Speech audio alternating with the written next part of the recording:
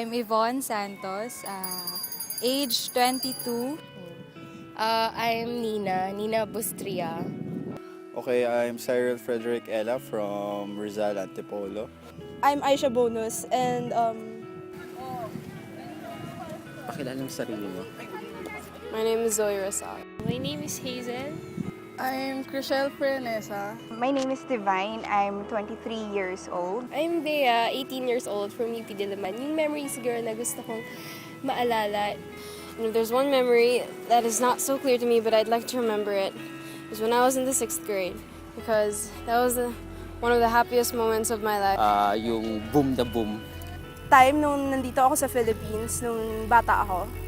I think yung memory ko nung, may once kasi nung mga first year high school ako na pinagbantay ako ng store namin.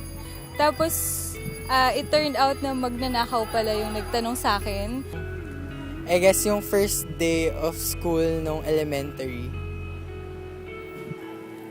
Kung paano nag-away kami ng best friend ko kasi hindi ko rin maintindihan.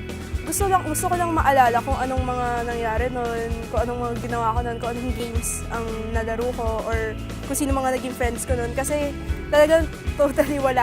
Bata kasi ako, nung nagkaroon ako ng malay, may poknat ako, and ever since sinaalala ko kung paano ako nagkaroon ng poknat. Something happened, like something changed nung elementary, kaya yun, medyo kalog ako ngayon. I was in nursery. I think I was 3 or 4 years old. And I went to school with my sister, my older sister.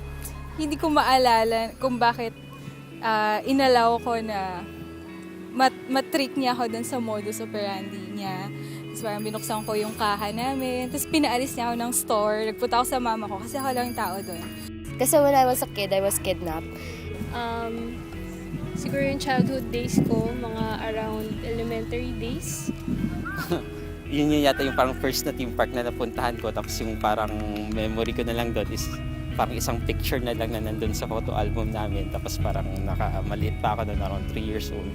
Tapos yung picture na nandun is parang yung may malaking robot na, ayun, na ang daming ilaw. Nasa hospital kami and something happened to my dad. Tapos ang naalala ko lang, we were rushing him to the emergency room. Tapos nakahawak lang ako dun sa parang bed ba yun. Pero I didn't know what happened. Tapos hindi ko na rin tinatanong kasi it might be sensitive sa family. And nagkasakit daw ako.